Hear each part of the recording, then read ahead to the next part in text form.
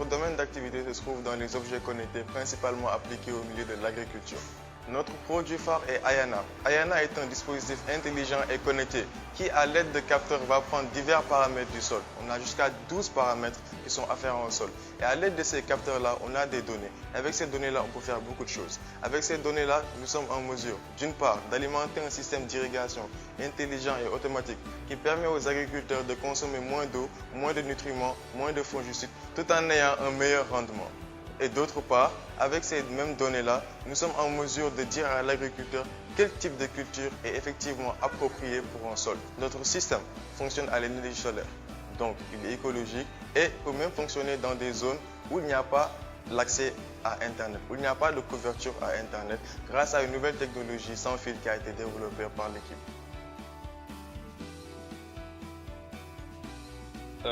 Personnellement, le constat est parti du fait que je me suis toujours dit qu'il ne suffisait pas seulement de suivre les cours et après chercher un travail ou bien un stage dans les entreprises éternellement. L'idée est que l'être humain doit être indépendant, financièrement parlant, et plus particulièrement dans tout ce qui est domaine de prise de décision concernant ta vie ou bien concernant ton avenir. Donc j'ai vu la nécessité de me lancer dans l'entrepreneuriat, de réussir ma vie et d'impacter sur celle des autres. En réalité, c'est ce qui a été vraiment l'élément déclencheur à ce que je puisse me lancer dans l'entrepreneuriat. Ce qu'il faut dire, c'est que d'abord, nous n'étions pas au courant. Et lorsque nous avons pu remarquer que Expresso avait organisé un challenge, et vu les modalités, donc nous nous sommes dit, comme nous avons un prototype qui est bien prêt, pourquoi pas ne pas tenter notre chance et de postuler, de voir ce qu'il y a comme retour et ce qu'on puisse avoir au finish. Donc c'est là d'où vient l'idée de postuler pour ce challenge.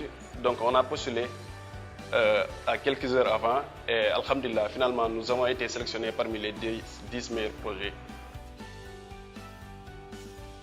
En cette fin de période d'incubation, en fait, ce que je me dis, c'est qu'il ne faut pas rester dans sa bulle.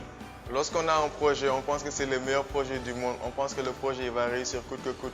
Mais c'est en venant à Expresso que moi, personnellement, que j'ai vu le vrai monde en fait, dans lequel on a mis pied et c'est vraiment pas facile.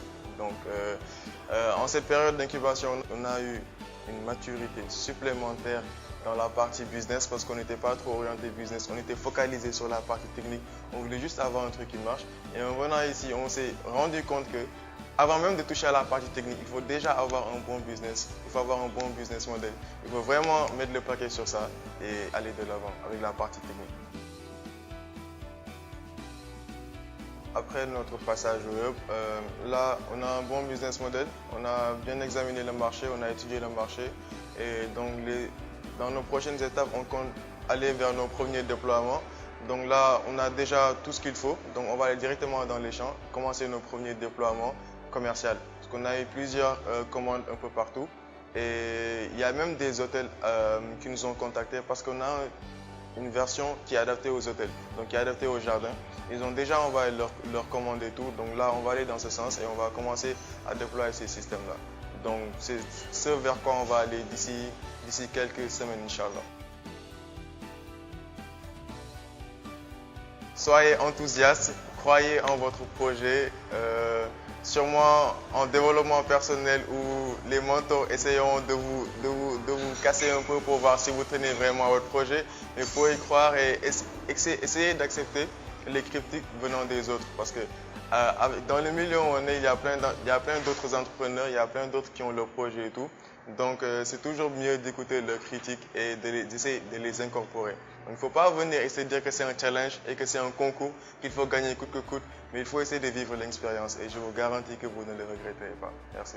Je dirais aux prochains incubés de venir la tête sur les épaules, de venir et être prêt à apprendre. Parce que à Expresso Innovation Challenge, soit on gagne, soit on apprend.